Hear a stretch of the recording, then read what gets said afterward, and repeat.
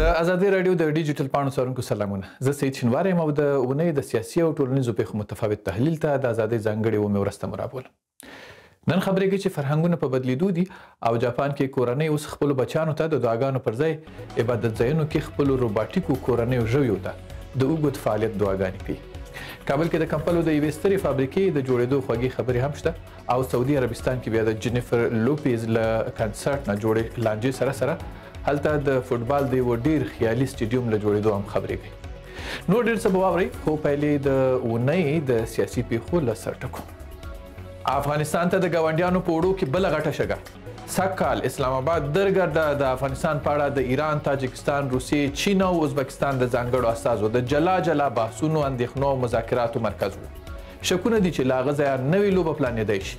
نو په عین وخت کې پاکستان خپل اړیکې له چین سره لا ډېرې ټینګوي ترڅو پر افغانستان باندې وخت نه وخت خپل فشار جاري وساتي او هغه څه چې دوی غواړي چې په افغانستان کې باید تطبیق سي هغه د افغانستان د اوسنیو واکمنو په واسطه البته په دوی باندې د فشار واردولو په واسطه باندې پر دوی باندې ومني او تطبیق کړي. نو ښکاره خبر ده چې بله لاره نشته په افغانستان تهمت وي نوې لوبې لپاره د هر څه ترلاسه چې دا د امریکې لمن تملاسه چې د چینایانو لمن تملاسه چې خو د چینایانو متعلق زه دومره تاسو ته ویلی شم چې چینایان پاکستانیان پیژني او هغې ته د دغه لوبه معلومه ده او هغې ته دا معلومه ده چې د دنه طالبان بهتره دي. طالبان خپل په اعتماد خبره کوي اما پاکستانیان نن خبره کوي سبا امریکایانو چې فشار راوړو بیا چینایان پرېږدي.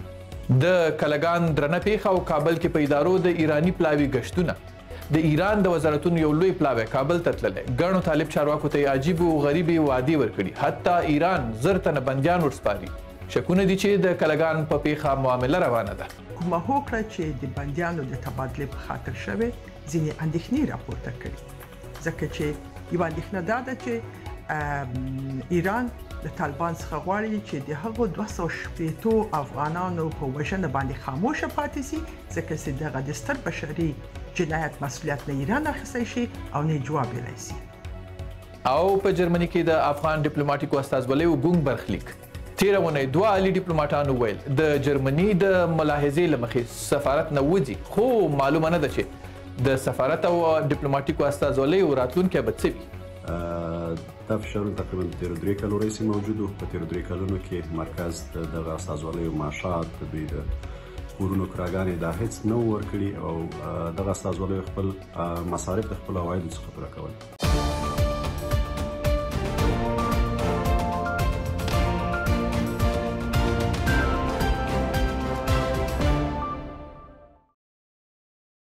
بیا هم ستړي مه شئ.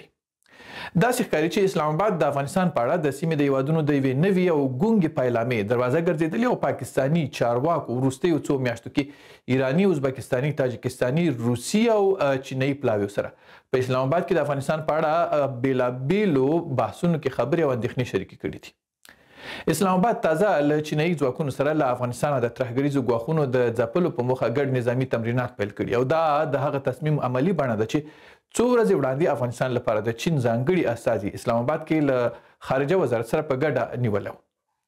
د چین ځانګړي استازي یو شیاو یونګ دغه سفر کې ویلي و افغانستان کې دا مهال 20 ترهګرې ډلې دي چې دوی ترې اندېښمن دي خو په وینا یې هیواد به افغانستان کې د یو معتدل او همشموله حکومت ملاتړ وکړي. دا چې د سیمې هیوادونو مشران او استازي له پاکستان سره د پاکستان په مشرۍ په ځینو غونډو او جلسو کې ګډون کوي او د پاکستان حکومت په دا تیرو څو ورځو یا تیرو څو اونیو کې په دې برخه کې ډیر فعال شوی ده او حتی له چین سره خپل نظامي عملیات پیل کړي دي. دوی دواړه په ګډه سره نظامي عملیات ترسره کوي. په دې سره طبعا دوی د چین سره خپل اتحاد او اتفاق نړۍ ته ښیي، خاصتا هند ته خپل زور پرېښیي ځکه چین او هند خپل مشکلات او ستونزې هم یو له بل سره لري. نو په دې حالت کې پاکستان مخکې هم له چین سره دا ډول مشترک یا ګډ نظامی تمرینات ترسره کړي وو او دا اول ځل نه دی.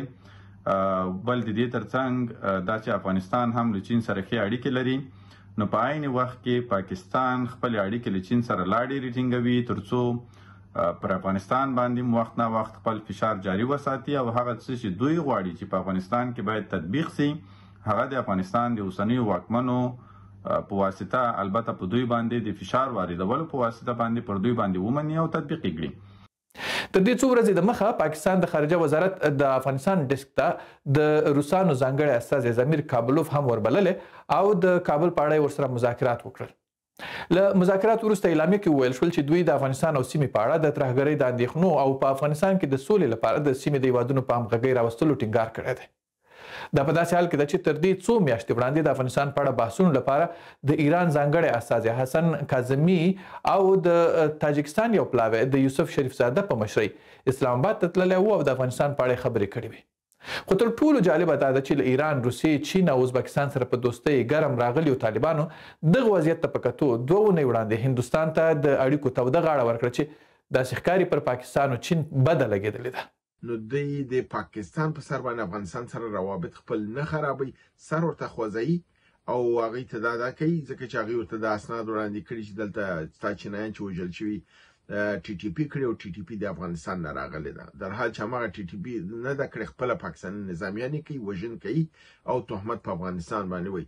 نو ښکاره خبر ده دوی به پلمې او ډرامې به جوړوي خو چینایان په اعتماد نه کوي، چینایان هغوی سره سر خوځوي. چینایان اوت سپوکن پالیسي نه لري، یعنی هر شی بیرون نه وایي، دننه خپل کار کوي او د هغې روابط د طالبان سره د نسبت پاکستان ته کلک دي او د پاکستان استراتیژیک د درجه هم چې هغه هم راټیټه کړې ده او د افغانستان سره د چې رسمیت نه لري خو روان دي په طرف د استراتیژیک پالیسي، ځکه په یګه آینده سیمه کې دوی لوبه هم دلته ده. نو زما په نظر پاکستان لوبې به کوي، ډرامې به جوړوي، نوې دغه به کېږي، خو زما په نظر که ټرمپ راځي دا لوبه د پاکستان په خلاف به ځي، د افغانستان په ګټه به دغه کېږي او افغانستان به انشاءالله خپل هغه مراد او مقصد به پوره کېږي. افغانستان به یو هوسا او ارامه مملکت جوړېږي او پاکستان به خدای تعالی تجزیه کوي او ټوټې کېږي او دا داسې نه ده چې زموږ افغانانو دغه د امریکایانو په ستراتیژیک ډپټ کې دا شی شته چې د پاکستان په مملکت باید موجود نه اوسي. او په کابل کې د طالبانو تر واک لاندې د خارجه وزارت یوه باوري سرچینه ازادۍ راډیو ته وایي ایران د کلګان پیښه کې د لسګونو افغانانو په وینه د خاورو اړولو لپاره یو لوړ رتبه پلاوی کابل ته رالېږلی چې طالب مشران او وزارتونه په یو شمېر غوړو ژمنو خوشحاله کړي. دغه سرچینه وایي ایران طالب چارواکو ته د 1000 تنه بندیانو د سپارلو وعدې ترڅنګ د افغانستان په ترانسپورټي زیربناو د 6 میلیارډ ډالر پانګونې چابهار کې د پراخې پانګونې وعدې ورکړي، خو طالبان د بندیانو سپارلو موضوع چې کېدای شي د دوی مخالفان هم پکې وي سخت ورته خوشحاله دي. سرچینه چې طالب مشرانو سره د ایرانی پلاوی په یو شمېر ناستو کې ګډون هم کړی دی وایي طالبانو ایرانی پلاوی ته ټینګار کړی چې ایران کې میش یا ورتلونکي مخالفان یې ونیسي او بیا یې د 1000 تنه بندیانو په ډله کې دوی ته وسپاري. خو ایرانی پلاوی د خارجه وزارت او ارګ په ناستو کې ګیله کړې ده چې ولې د طالبانو حکومت په کلګان کې د لسګونو افغانانو د وژلو پیښه منلې. د طالبانو او د ایرانیانو ترمنځ کومه هوکړه چې د بندیانو د تبادلې په خاطر شوې ځینې اندېښنې راپورته کړي، ځکه چې یوه اندېښنه دا ده چې ایران له طالبان څخه غواړي چې د هغو 280 افغانانو په وژنه باندې خاموشه پاتې سي، ځکه چې دغه د ستر بشري جنایت مسؤلیت نه ایران اخیستی شي او نه جواب ویلی سي. همدارنګه ځینې ایرانیان چې د طالبان سره په بند کې دي کېدای شي چې ځینې سیاسي مخالفین دي ایران د نظام اوسیږي، دا به ایران ته سپارل کېږي او په مقابل کې به ایران هغه ټول هغه کسان چې طالبان د هغوی شتون نه په ایران کې تشویش لري هغه به لاس تړلي به بیرته افغانستان ته لیږل کېږي چې د یوې ښې ډیپلوماسۍ او د یوې ښه همسایه‌داري تر عنوان لاندې دغه تبادله قابل د تشویش ده. د ګڼو ایرانی وزارتونو دغه پلاوی چې مشري د ایران د عدلیې وزارت مرستیال اسکر جلالیان پر غاړه وه د حسن کاظمي قومي په توسط کابل کې له ریاست الوزرا مرستیال مولوي کبیر، د طالبانو خارجه وزیر امیر خان متقي، د کډوالو وزیر خلیل حقانی او ټولګټ وزارت د چارواکو ترڅنګ د زندانونو د تنظیم ادارې له مشرانو سره لیدلي دي. د دغه پلاوی له لیدنو وروسته سمدواره حسن کاظمي قومي هم له طالب مشرانو سره تعقیبي لیدنې زیاتې کړي او د سوداګرۍ د ښه والي ترڅنګ د چابهار په اړه طالب مشرانو ته وعدې ورکړي دي. ایران او د افغانستان د تاوده تګ راتګونه مختص فکر نه کوم چې صرف د هغه 280 تنو د مرګ او ژوبلې په حق لري، ځکه هغه موضوع دواړو مملکتونو هماغه وخت کې خپل په منځ کې معامله وکړه. کله چې ابراهیم صدر د دې موضوع لپاره تعیین شو نو تاسو ته معلومه ده چې ابراهیم صدر د ایران خاص سړی او هغه دا موضوع کنټرول کړله او پرې نه ښودله چې دا ډیره وسیع شي، مګر هم یو شی دوی ثابت کړ چې راپور یې پرې جوړ کړ او دی ثابته کړه چې همدا قضیه شوې ده. ایرانیانو غوښتل چې بالکل دا داسې دغه کړي چې دا قضیه شوې نه ده، اما طالبانو په یو رقم سره دا دغه کړله چې تعداد یې ټولو نه ښود او ویل چې لا معلوم نه دي، مګر هم شواهد دا ښیي چې دا قضیه شوې ده. نو دی پرې ثابته کړه چې دا شوې ده. معامله په سیاست کې په هر موضوع باندې کیږي، په ډېرو مسایلو کې سره کیږي. همدا دادو گرفتی چې ته مثلا ما سره په دې مسله کې همکاري وکړه، زه به تا سره په نور کې ما همکاري وکړم. خو که موږ دا ووایو چې نه دا دونه غټه موضوع وه چې اوس ایران دا نور مسایل په هغې کې زه فکر نه کومه.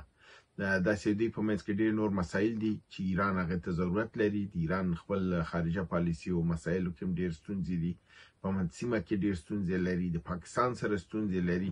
په لحاظه طالبانو ته نیاز لري چې ورسره همکاري ولري او په دې بابت کې هغوی د طالبانو سره هغوی هم په بعض ځایونو کې د فشار نه کار اخلي، بعضې کې همکاري کوي. طالبان هم د بعض ځایونو کې د فشار نه کار اخلي او بعض ځایونو کې سازش کوي.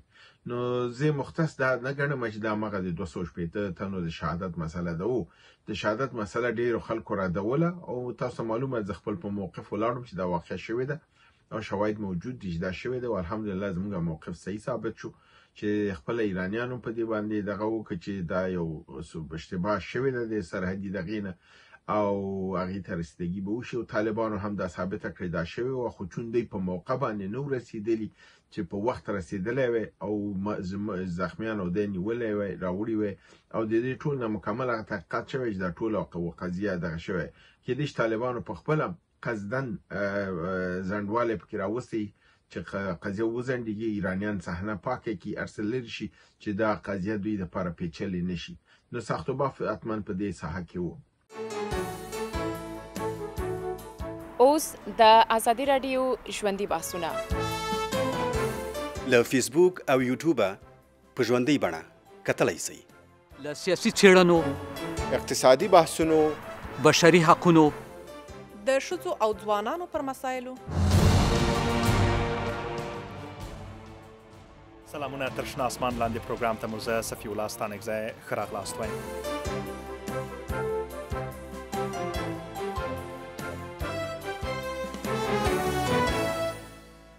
او وروسته لاغې چې په جرمني کې دوه لوړپوړو افغان ډیپلوماټانو یما یاري د برلین سفارت نه او لطف الله سادات د بن له قونسلګرۍ نه د استعفا اعلان وکړ. په جرمني کې میش یو شمېر افغانان وایي دلته د افغانستان په استازوالیو کې ستونزې د دوی په ژوند مستقیم اغیز لري.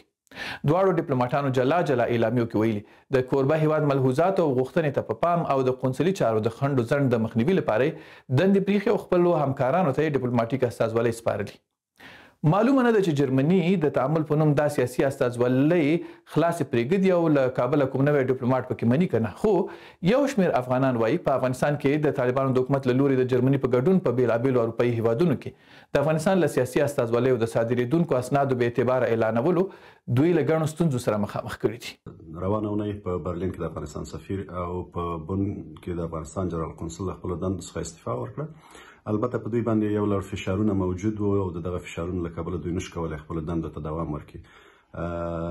دا فشارونه تقریبا د تیرو 3 کالو راهیسې موجود وو. په تیرو 3 کلونو کې مرکز دغه استازوالیو معاشات د دوی د کورونو کراګانې دا هیڅ نه ورکړي او دغه استازوالیو خپل مصارف د خپل عوایدو څخه پوره کول. ترڅنګ په دې وروستیو کې د آلمان حکومت هم په دوی باندې یو لړ فشارونه راوړل ترڅو دوی باید د مرکز سره خپل اړیکې وساتي. نو هماغه چې د دوی اسناد یې نه منل، مثلا کوم اسناد چې دوی صادرول ورته به ویل کېدل چې د اسناد قابل د منلو نه دي، نو په دې اساس باندې دوی باندې دا فشار زیات ترڅو مرکز تابع وګرځېږي. په تېره میاشت کې هم فکر کوم یو څه موده وړاندې د آلمان حکومت د طالبانو سره د یو ډیل په اساس باندې یو تعداد افغانان د آلمان څخه وویستل. نو د هغې پروسه هم نظر په هماغه کوم هوکړلیک چې د دوی سره شوی دی د تېرې جمهوریت په وخت کې د هغې په اساس باید دوی دغه کسان تثبیت هویت کړي. وروسته د تثبیت هویت نه باید افغانستان ته لیږلی وی. نو سفارت او قونسلګرۍ ورسره دا کارونه نه ترسره کول. نو هماغه و چې دوی باندې فشار راوړ او دغه کسان دغه کم اتیش کسه چې دوی کابل ته ولیږل، د کابل حکومت یا طالبان دوی سره په اړیکه کې و د دوی څخه غوښتنه وکړه ترڅو دغه دوه استازولۍ د دوی تابع وګرځي. اما ښاغلي یاري او ښاغلي سادات نه غوښتل چې د مرکز سره خپل اړیکې په دې شکل باندې وساتي، نو هماغه چې له خپل دندو لاس په سر شو او نه غوښتل چې کار ته دوام ورکړي. ترڅنګ یوه موضوع مهمه ده چې اوس به د دې استازولیو سرنوشت څنګه کیږي.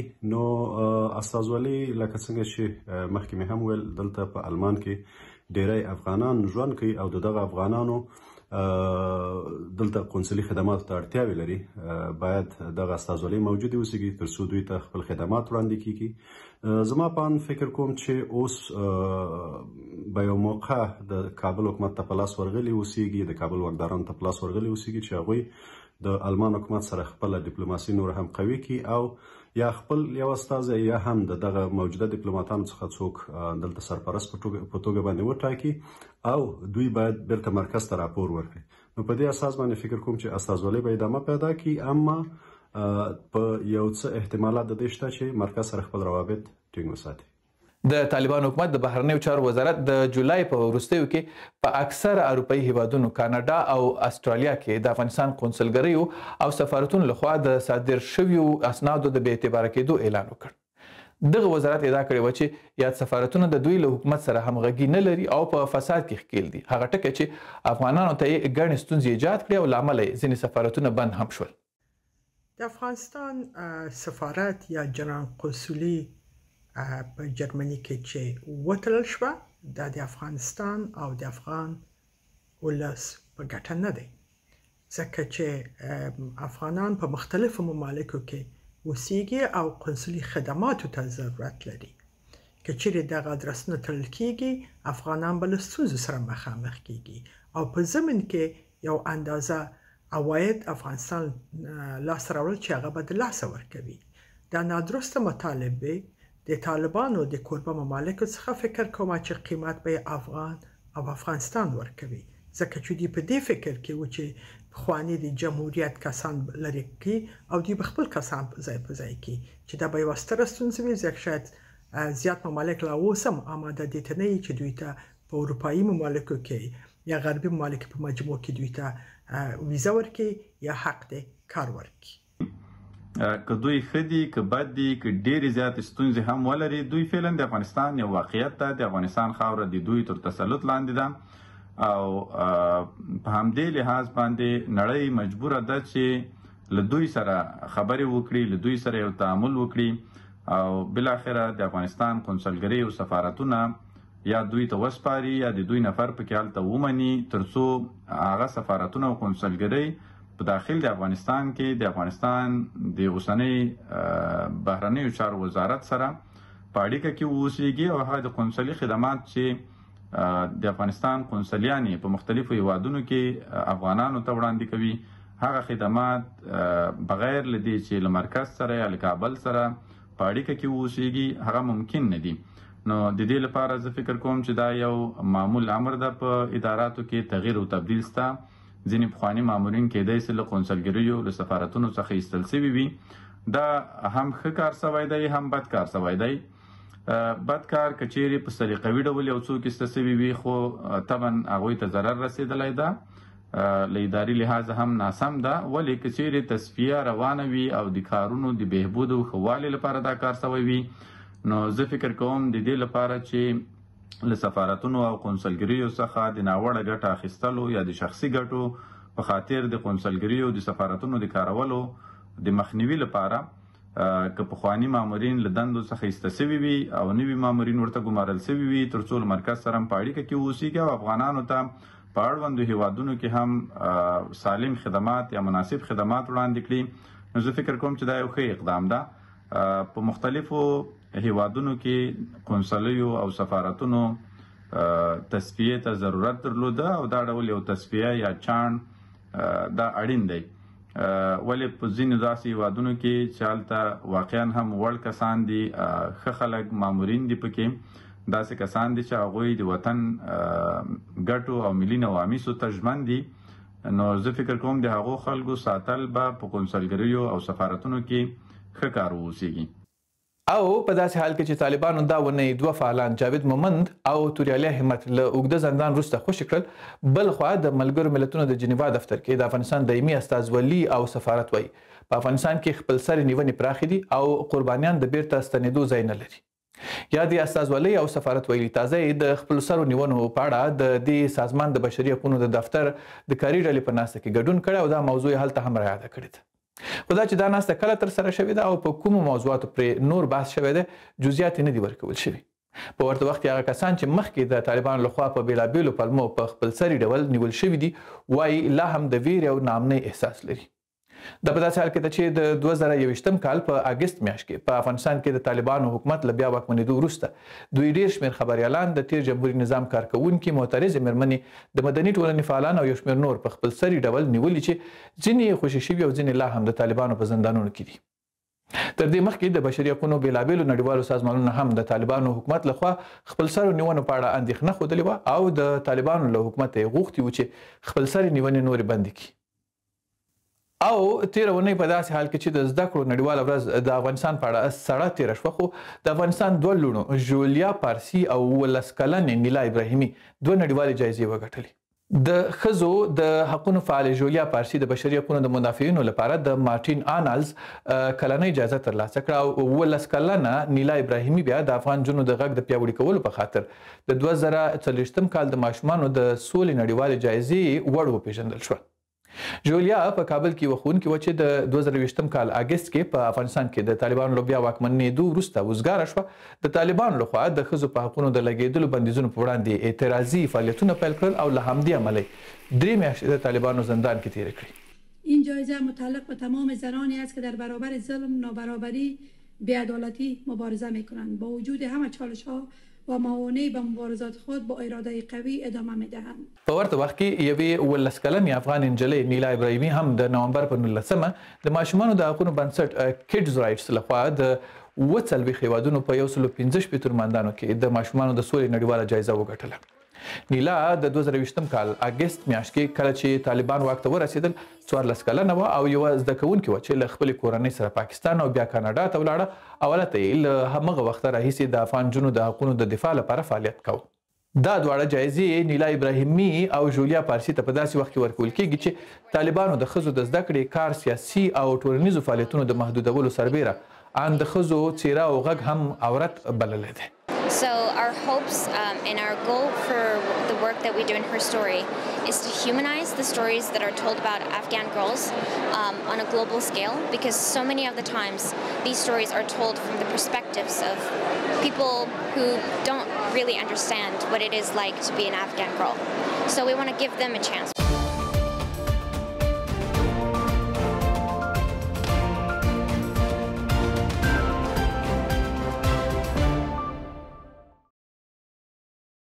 او سم ټولنیزې شبکې د ټولنیزو رسنیو د تیرې اونۍ مهمه موضوع دا وه چې طالبانو له کندهار، تخار، هلمند او نور ولایتونو وروسته په ننګرهار او هرات کې هم د ژوندیو اشیاو په تصویر او ویډیو بندیز ولګاوه.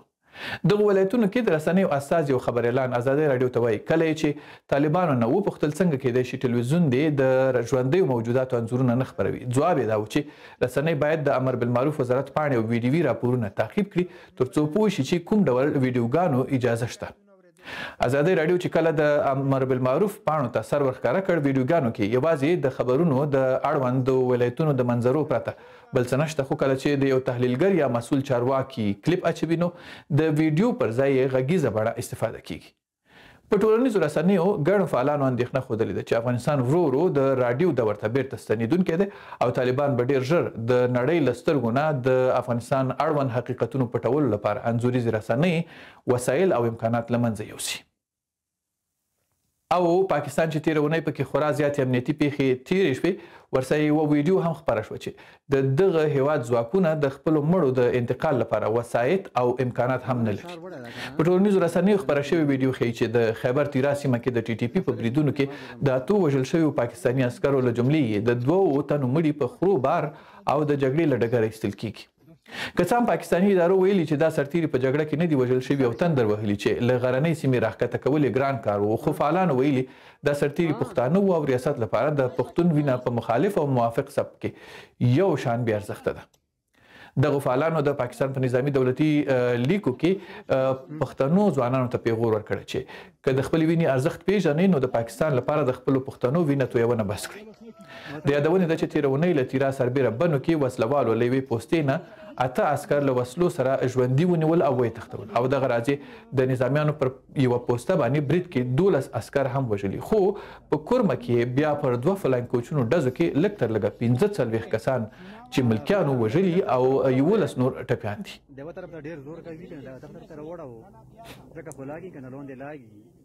او تېره اونۍ په سعودي عربستان ریاض ښار کې د غربي سندرغاړې جنیفر لوپیز کنسرت د افغانانو په شمول د ټولې اسلامي نړۍ د وګړو غبرګونونه وپارول. د جنیفر لوپیز د کنسرت په مهال یوه خونه لیدل کیږي چې نڅاګرې ترې ګیر چاپیره تاویږي. هغه ټکی چې منتقدانو نیوکه پرې کړې ده او زیاته کړې ده چې د دې خونې او د نڅاګرو تاویدل ترې د کعبې شریفي او ترې د خلکو د طواف شباهت درلوده. که څه هم اسلامي حکومتونو د سعودي په دغه کار رسما نیوکه نه ده کړې خو د طالبانو ځینو ملاتړو له خپل حکومته پوښتلي چې ولې په دې موضوع چوپ یاست. د طالبانو ملاتړي او پخواني مبلغ سید اکبر آغا ټینګار کړ چې د طالبانو حکومت باید په اسلام د ننګ دغه ډول موضوعاتو کې چوپ پاتې نشي.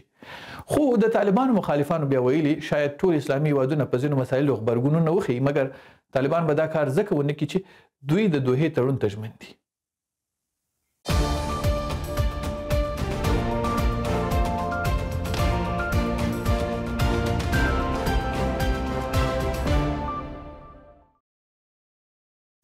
او اوس هم د نړۍ له ګوټ ګوټ نه جالبې خبرې.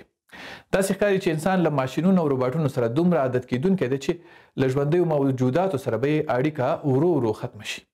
تازه د جاپان په یوه عبادت ځای کې د روباټیک کورنیو ژویو میله او ورته د دعا مذهبي مراسم پر ځای شوي.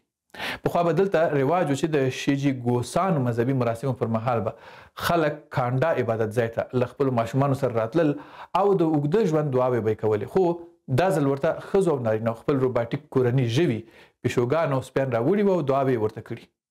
دا ځکه چې جاپان کې له 2023 کال راهیسې د ماشومانو زیږون خورا کم شوی او کورني ژوندي ژوي هم په کمیدو دي نو ځایي خلک خپله مینه په روباټیکو ژویو باندې ماتوي. جاپان کې روباټیک ژوي د سوني کمپنۍ لخوا د ایبو په نوم جوړیږي او د مصنوعي ځیرکتیا په ټولو امکاناتو باندې سمبال وي.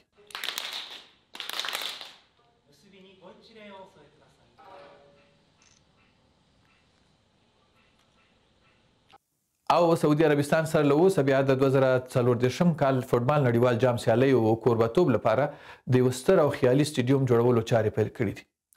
د محمد بن سلمان په نوم دا تخیلي سټیډیوم چې 92,000 کسانو ظرفیت به ولري د ریاض ښار کې جوړیږي. د سعودي د سپورټ وزارت وایي لا د دغه سټیډیوم کمپیوټري نقشه جوړه کړې او د سټیډیوم چارې به د 2029 کال وروستۍ روبه کې بشپړې شي. دا سټیډیوم به 2000 خاصو ملمنو او 300 خورا خاصو شاهي ملمنو ته د لوبو د ننداري سیټونه هم ولري.